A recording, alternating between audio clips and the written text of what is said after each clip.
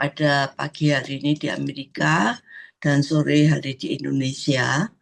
Kami percaya pada kesempatan saat-saat ini dalam suasana Natal, suatu tema yang dirindukan yaitu Allah hadir menyelamatkan keluarga.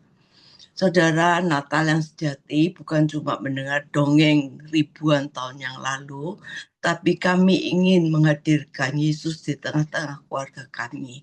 Karena dialah Allah yang menyelamatkan kami sebagai juru selamat kami. Saudara, kalau kita lihat sepintas ya, bahwa kita lihat ada satu peristiwa yang hanya satu kali terjadi dicatat di Alkitab dan tidak akan pernah diulang, yaitu datangnya manusia. Yang pertama, datangnya manusia pertama yaitu Adam yang pertama. Diciptakan dari debu tanah. Sempurna, cerdas, namun kemudian gagal. Saudara, Adam ini membawa dosa dan maut dan kematian. Kegagalannya karena ketidaktaatannya dan godaan iblis membuatnya melanggar perintah Allah dan membawa dosa dan kematian ke dunia. Adam yang kedua, Yesus Kristus dari surga, membawa satu kehidupan dan keselamatan. Dia menjadi juru selamat manusia, membawa kebangkitan dan pemulihan. Saudara, ketaatannya setia dan taat sampai mati di kayu salib dan menjadi juru selamat umat manusia sedunia, dan melaluinya orang percaya menjadi ciptaan baru dan beroleh hidup yang kekal.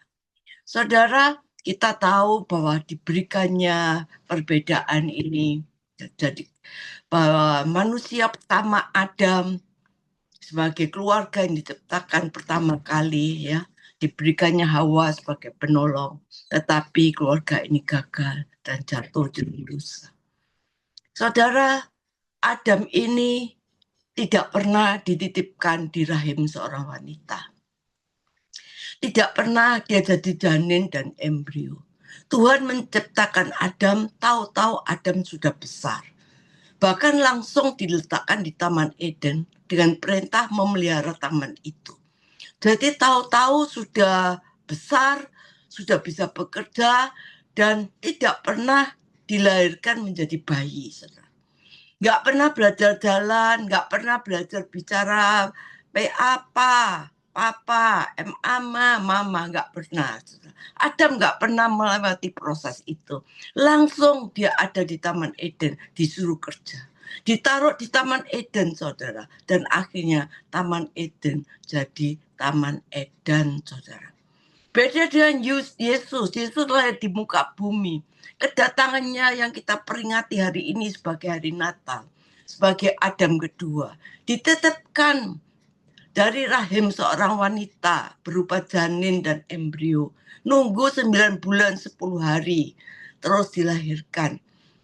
Tentu saja waktu lahir belum bisa lari, saudara. Dia belajar jalan, belajar lari, belajar berkomunikasi, dan seterusnya.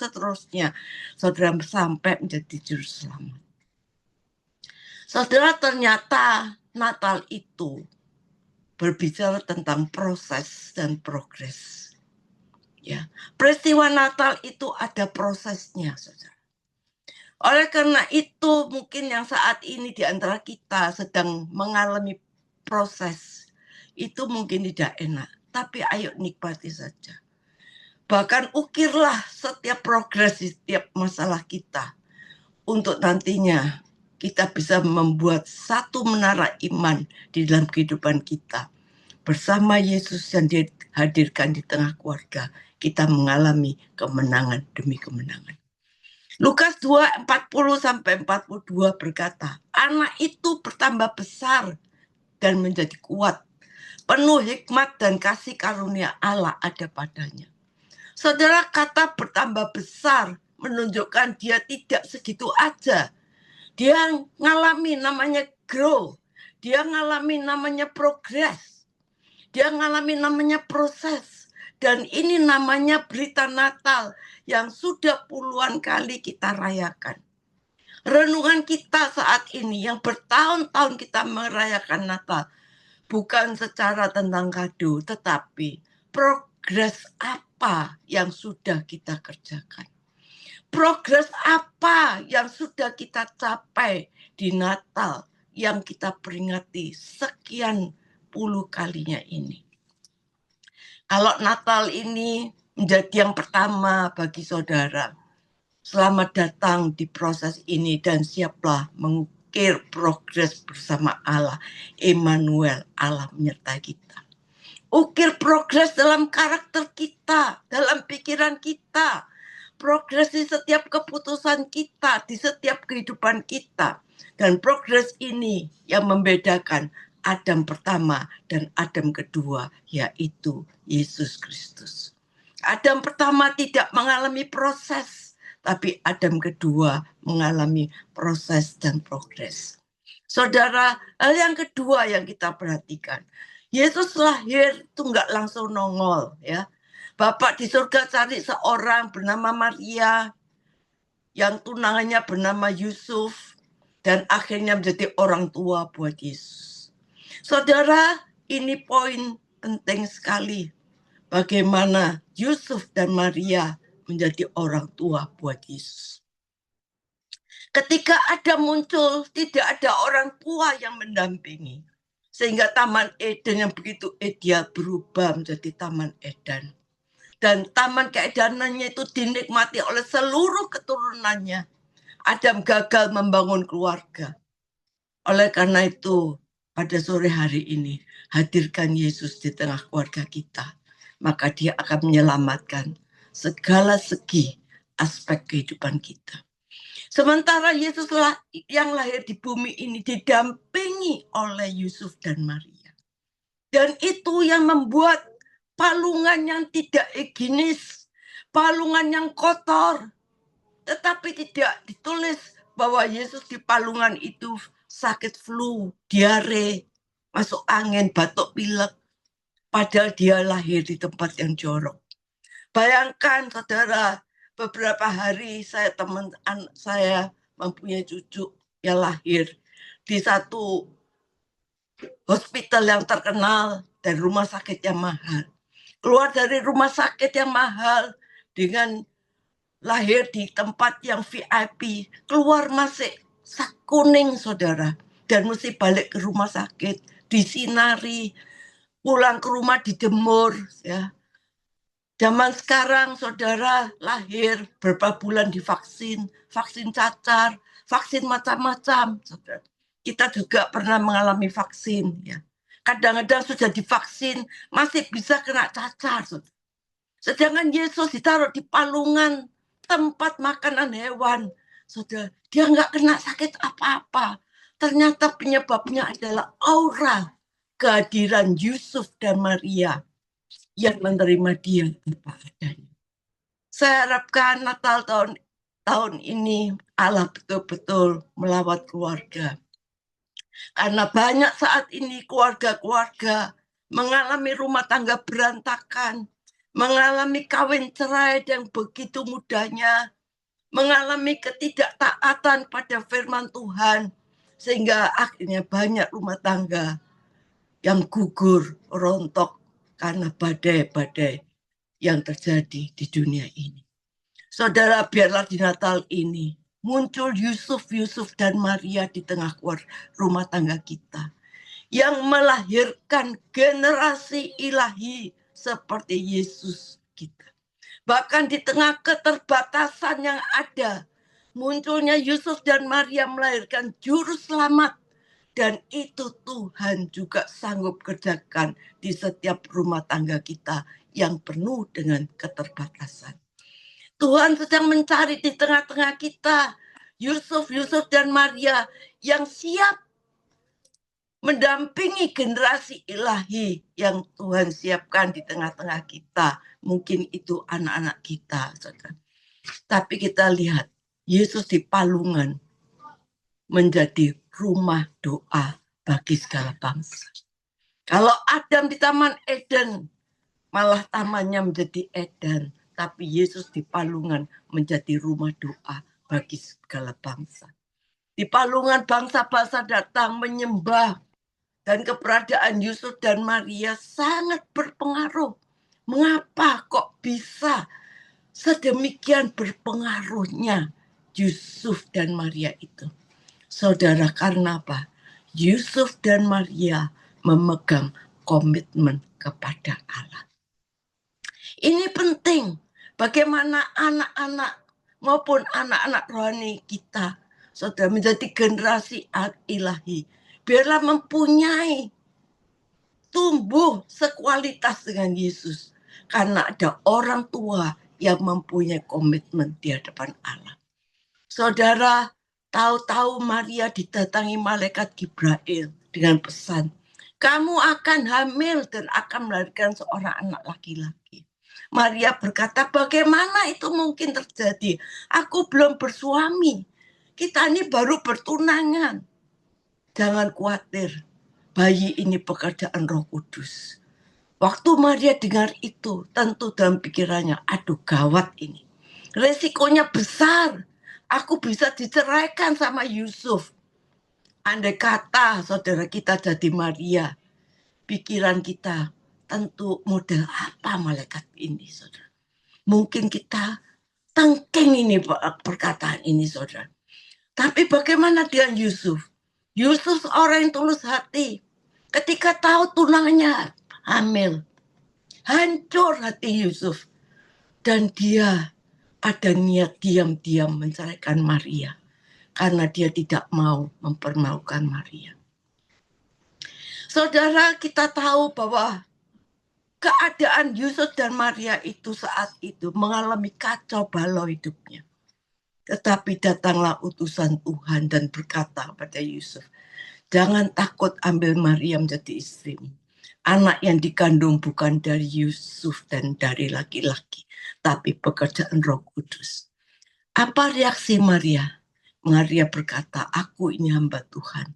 Terjadilah padaku seperti yang kau kehendaki. Saudara, kalau kita cermati, sukar loh jadi Yusuf dan Maria saat itu.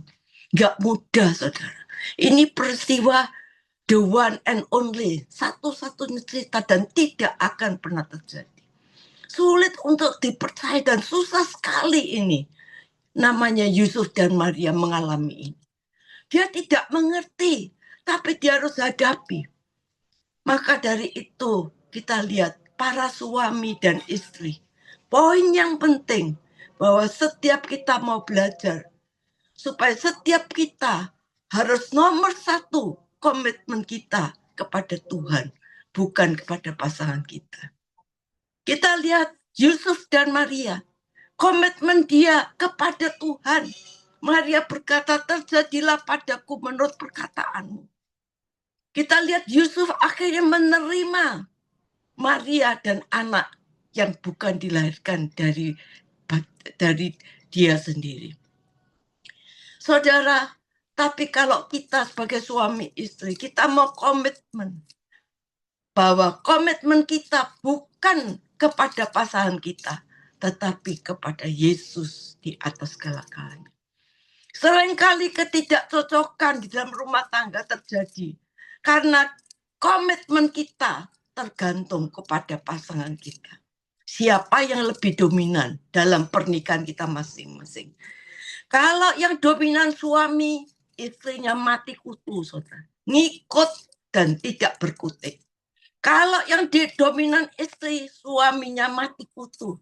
Jadi yes man. Dan model komitmen yang demikian ini berbahaya. Karena yang satu tuh harus ngalah terus ya, tergantung pada siapa yang dominan. Dan komitmen yang demikian ini bukan cuma bahaya, tapi sangat rapuh, saudara. Karena apa? Benih-benih kekecewaan yang terus ditabur berkali-kali dikerjakan oleh masing-masing pasangan. Yang itu bukan maunya sendiri. Tapi sebetulnya yang dia tidak inginkan dan mengecewakan. Tapi dia terpaksa mati kutu harus mengikuti. Karena yang dominan itu yang berkuasa. Dan begitu ada masalah, saudara. Ini balas dendamnya luar biasa. Dan Tuhan mengajar suami istri yang ada. Ayo, komitmen yang ada harus kepada Yesus Kristus, bukan satu dengan yang lain. Suami istri harus membangun segitiga sama sisi, di mana suami dan istri itu duduknya sama-sama di bawah. Hanya Tuhannya di atas, hanya Kristus dan kebenaran yang di atas. Apapun masing-masing melakukan seperti untuk Tuhan. Baru-baru ini betul-betul ya yang dikatakan dua menjadi satu. Dua-dua komitmennya untuk Tuhan dan melakukan apa yang dilakukan, kita lakukan untuk Tuhan. Saudara, komitmen Yusuf dan Maria itu kepada Tuhan itu dilakukan dengan konsisten. Sungguh-sungguh sampai kepada tujuannya. Saudara, semua hubungan dimulai dengan komitmen.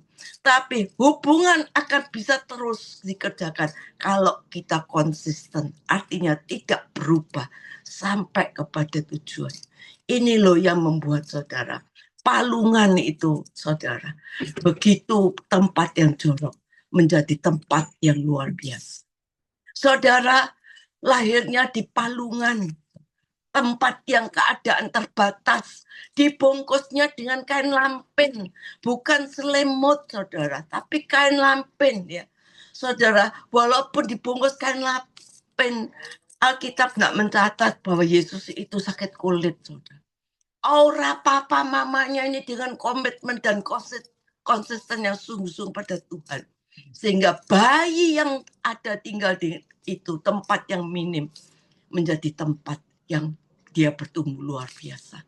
Sebaliknya kita lihat banyak orang rumahnya kayak istana, AC-nya 3 pasang, baby sisternya 5, anaknya pilek terus, orang tuanya nggak punya konsisten, nggak punya komitmen. Akhirnya lahir generasi pemberontak, generasi monster yang berani melawan orang tua, pembohong, tidak tahu berterima kasih. Oleh karena itu, Natal ini biarlah Allah melawat setiap keluarga. Dimulai ada suami istri yang membangun komitmen yang sungguh-sungguh dan konsisten. Kita lihat yang kedua, Yusuf Maria ini pegang tanggung jawab. Coba kita bayangkan, Yusuf Maria ini. Kita lihat mereka sungguh-sungguh mempunyai tanggung jawab. Walaupun kalau anak ini lahir dilihat nggak mirip Yusuf, nggak mirip Maria, tapi dia bertanggung jawab. Dikatakan saudara di dalam Lukas 2, setelah malaikat-malaikat meninggalkan mereka kembali ke surga, gembala-gembala berkata pada seorang yang lain, ayo kita ke Betlehem melihat apa yang terjadi di sana. Saudara, lalu mereka cepat-cepat berangkat menjumpai Maria, Yusuf dan bayi itu sedang berbaring di palungan. Kita lihat bahwa Yusuf dan Maria menjaga bayi itu dengan sungguh-sungguh, dengan tanggung jawab. 7 hari kemudian ceritanya saudara, bahwa Yesus dibawa untuk disunat. Saudara, Yusuf dan Maria membawa mereka ke rumah di Yerusalem, menyerahkan pada Tuhan. Saudara, kalau kita nggak komitmen, kadang-kadang kita lihat saat ini, suami istri nggak bisa komitmen untuk tanggung jawab pada anak-anaknya. Mengantar anaknya saja sering terjadi ribut. Kamu aja yang antar, aku nggak bisa, aku harus pergi ke sini. Nggak bisa, kamu yang antar, aku kan kerja. Akhirnya nggak ada yang mau yang antar, akhirnya supir yang antar. Tapi ini Yusuf 7 hari dia antar, saudara. Saudara, 2 tahun kemudian setelah Yesus lahir, orang Majus dari timur datang menyembah Yesus.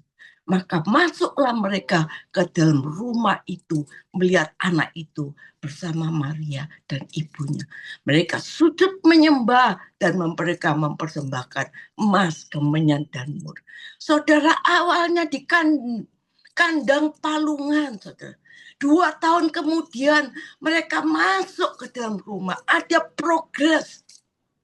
Kalau bersama Tuhan, kalau Tuhan yang punya rencana, Kalau Tuhan hadir, saudara, diawali dari nggak punya apa-apa, diawali nyari tempat untuk lahir, cari hotel nggak punya duit, saudara, cari yang presiden suite nggak punya uang, nggak bisa beli popok, dibungkus kain, katakan kain, dikatakan kain lah, tapi 2 tahun kemudian mereka punya masuk dalam rumah. Orang Majus datang, saudara, memberikan emas, saudara. Ada komitmen, saudara. Ada komitmen, ada sungguh-sungguh tanggung jawab. Ada rumah yang Tuhan sediakan. Saudara, kita lihat bagaimana mereka bertumbuh. Akhirnya orang Majus ini kasih emas, kemenyan, dan mur. Ini semua sesuatu yang mahal, saudara.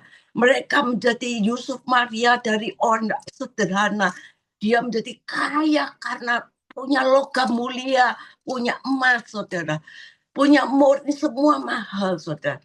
Tetapi ceritanya begitu orang Majus pulang, saudara. Kita lihat bagaimana setelah mereka punya kekayaan emas, saudara.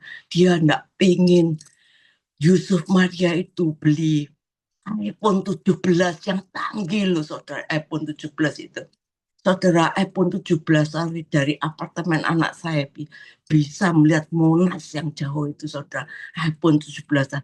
Tapi Maria dan Yusuf tidak kepengen beli itu. Tidak pengen beli ganti mobil. Tapi dia justru bawa anaknya ini ke luar negeri, saudara. Kemana? Ke Mesir. Karena apa? Karena Herodes mau membunuhnya.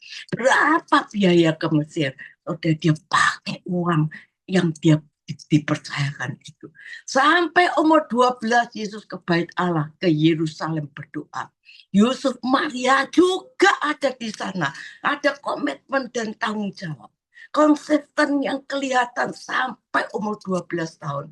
Saudara, kita lihat bahwa pada waktu dia berumur 12 tahun itu, Yusuf dan Maria meninggalkan Bait Allah. Saudara, ini Yesus itu hilang, saudara. Ternyata dipikirnya seharian perjalanan Yesus bersama dengan dia. Ternyata Yesus tidak kelihatan. Cari-cari akhirnya sampailah mereka menemukan Yesus kembali. Dan dia berkata, nah kamu kok tidak ikut papa mama pulang. Dan apa jawab Yesus? Dia berkata, aku harus mengerjakan apa perintah Bapakku di surga. Saudara, kalau kita sebagai orang tua, saudara, melihat anak kita jawab gitu, rasanya itu, saudara, ini sudah seharian nyari sampai nggak ketemu. Akhirnya ketemu, jawabnya aku harus menyelesaikan apa yang menjadi bisnis Bapakku di surga. Rasanya kalau kita sebagai orang tua, wes kepengen suaminya ancang-ancang waris sabuknya ya, saudara, untuk mukul gitu. Tapi lewat ini kita mau belajar. Yusuf Maria jadi orang tua yang benar-benar mendidik anak. Saudara, bagaimana kita sebagai orang tua harus juga mendidik anak. Kalau orang tua salah, kita bisa say sorry pada anak kita. Kalau papa salah, mama salah, kurang care, sampai anaknya hilang. Saudara, kita harus bisa juga berkata sorry pada anak kita. Di sini kita belajar untuk anak-anak. Kadang-kadang kita lihat papa mama kita ini belum sempurna. Mungkin papa mama ini banyak kesalahan, ya. Mungkin kita sebagai pemimpin daripada jemaat, kita belum sempurna, kita banyak kesalahan. Berapa kali kita diizinkan melihat kelemahan-kelemahan papa mama kita, pemimpin kita. Berapa kali suami istri melihat kesalahan masing-masing. Tapi kita mau belajar untuk melihat kesalahan kita. Lihatlah kesalahan kita seperti bintang di langit. Tapi yang penting melihat kebaikan seperti matahari. Saudara, kenapa? Karena kalau pada malam hari ini kita bisa melihat bintang yang begitu banyak kelihatan. Tapi begitu pagi hari matahari terbit, semua bintang yang kita lihat menjadi sirna, tidak kelihatan. Seorang ibu berkata, suami saya ini banyak kesalahannya, banyak banget. Apa salah suaminya? Banyak seperti bintang di langit. Orangnya keras, ringan tangan, suka selingkuh, suka judi. Banyak sekali. Lah kamu kok bisa hidup sama dia sampai begini beberapa tahun? Kesalahannya banyak. Tapi saya punya prinsip. Saya cuma lihat satu kebaikannya. Saudara, kita lihat mungkin kesalahan banyak orang tua kita, anak-anak kita, suami kita. Banyaknya seperti bintang di langit yang kita lihat pada malam hari. Tapi ingat kebaikan satu matahari. Ketika matahari itu muncul, maka bintang itu menjadi sirna. Saudara, inilah yang membuat generasi ilahi yang muncul. Karena suami istri, anak-anak, ada Tuhan hadir di tengah keluarga. Adakah kita yang sudah kehilangan komitmen kita? Apakah kita sudah kehilangan konsistensi kita? Apakah kita sudah kehilangan tanggung jawab kita? Ayo, kita Natal ini, kita mau bersatu kembali, hadirkan Yesus kembali di tengah keluarga kita. Maka kita akan mengalami segala yang luar biasa. Amin. Mari kita berdoa, Tuhan biarlah pada saat ini kita berdoa, biarlah kita mau hadirkan Yesus di tengah keluarga kita, maka dia akan menjadi juru selamat kita. Kalau beberapa tahun-tahun yang lalu, Tuhan, kami mengalami banyak proses, tapi kami percaya kalau Yesus ada di tengah keluarga kita, proses itu akan menjadi berkat yang luar biasa, yang bisa kita ukir menjadi menara iman di dalam kehidupan kita. Amin.